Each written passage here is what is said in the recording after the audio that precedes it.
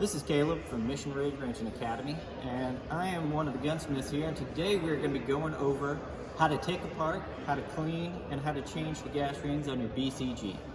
So, first step we're going to do is come over here, and we're going to remove the cotter pin. Easiest if you just pop something in there and pop it out like that.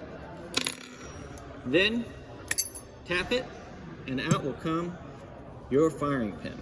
Once you have your firing pin removed, you'll notice that you can rotate your pin right here over to the side. Sometimes if it's a little tough, because it's dirty like this, it's easier to use your firing pin to help you rotate it till it comes out. Once that's out, you can take and pull your BCG apart. Once you have that apart, you'll notice that we've got three things we're going to do with this. First is gas rings.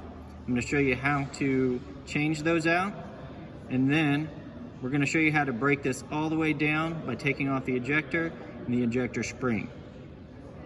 So, first step is try to find something small. I like to use a dental tool like this, but anything that'll fit in there will work. And what you're going to do is find your openings for your gas rings. Just line them up like this to make it easy, and just try to get underneath. See, and you can hook sometimes two at a time, but I'm underneath all three now. And then pop them out like that, and then just take this last one like that, and voila. So you got all three of your old gas rings off. Now once you have these, you're going to set them aside, throw them away. Never reinstall the old ones. Make sure you have a brand new set to go along with that. So, take your cotter pin, set them over to the side. I'm going to take my BCG, I'm going to set it over to the side, and I'm going to finish.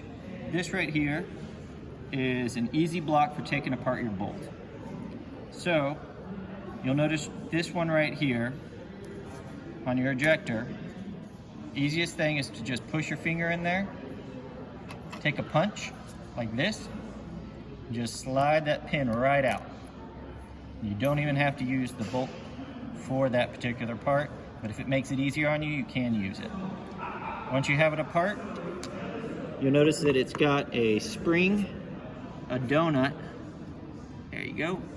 Once you peel the donut off, you can kind of see the spring right in here, and you can see how dirty it's become. So we're gonna pop the spring out with the top hat. It sits in there. Give me one sec.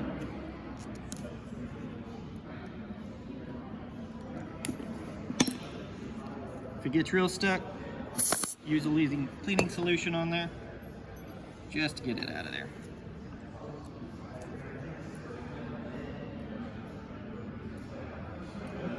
Ooh, that is stuck in there. All right. Then you set that to the side, and you're left with your bolt right here and this little piece right here. This little piece right here sets on a spring and a plunger, so you can push it down. So what you're gonna do is line that up with your bolt block right here, and then if you look down, when I start screwing this down, it's gonna depress that for me so that I don't have to use my own hands to do it. So just depress it down like that, set this back down to level. Find a punch that's going to work for that. And that's the one. Once you have your punch for it, just set it on here. Take your hammer and you're going to tap that out.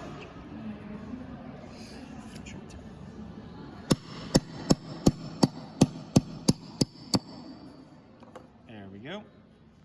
Then you can unscrew this part right here. If you lift up, you'll notice that it's all the way through right here. And if you lift up your thing, there's the pin that you drove out right there. Set that down to the side. Now put your finger over the top of the plunger right here, and then ease it out because it is under spring tension. Once you have it non-loose, just give it a couple taps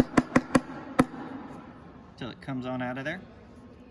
That's what it's going to look like right there. You'll notice on this one, It's got a cutout down one side. So this is always the bottom, and this always faces towards the bolt. So once you have that out, down inside here you're going to find a spring that likes to get stuck when things are real dirty. So you might have to reach in there with a punch or with your pick. See if you can get it out of there. And then once you free it up, just give it a few taps. See if you can get it out.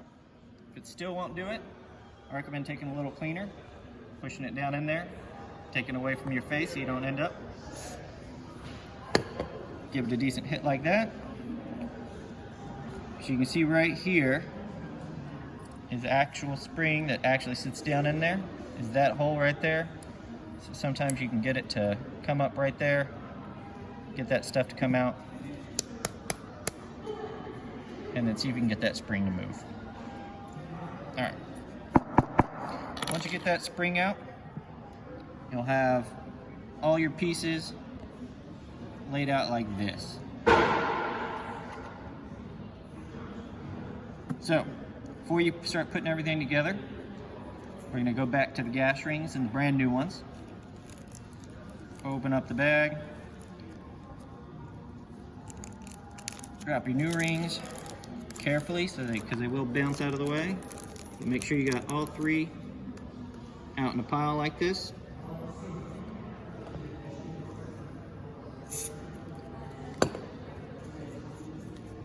Alright, once that's all cleaned up, take one at a time. You're gonna put one side over like that, then take one side, tilt it down like that, and get it started on inside the hole. Once you have that one side in there, easiest thing to do is take that pick again and just finish pushing the rest in there. And you're going to do that with all three rings.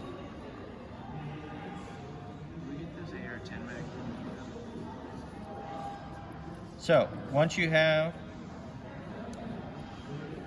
there you go, second ring,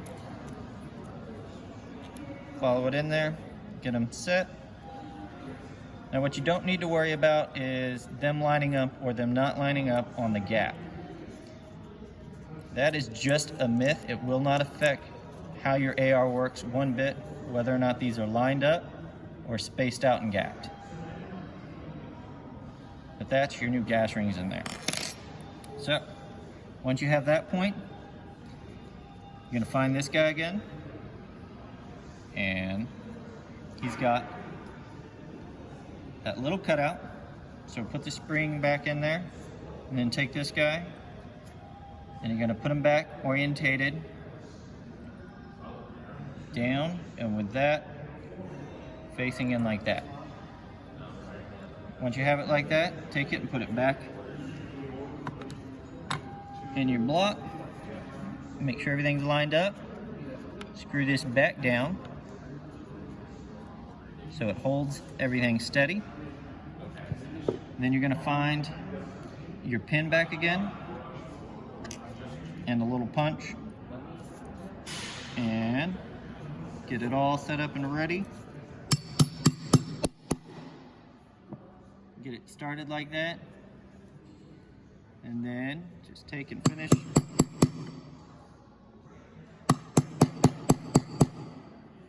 Everything back in like that. Unscrew, and this is now held with the spring and everything in place. You're going to take your donut, put it back down on the bolt just like that,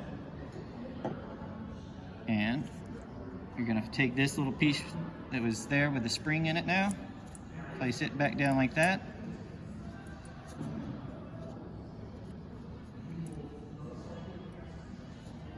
alright, and then just press down until that lines up. Once you have that lined up, that little bolt catch that we had over here on the corner, you can just grab that right there. My glove seems to be stuck in there. There we go. And just slide that back in. and then just push down and back and forth until it starts to go and get set. So you can see from the other side.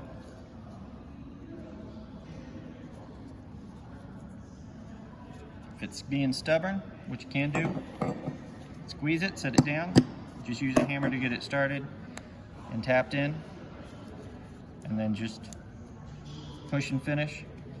You can use the side of a punch like this, just to make sure you don't go past its level point. There we go. And should be back in there together.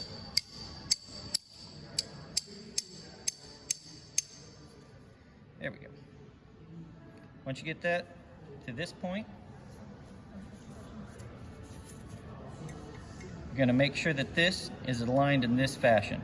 So to your right hand is always going to be this part right here, and your ejector spring and everything is going to be on this side, and your ejector itself will be on this side. Then just push it down, give it a tap,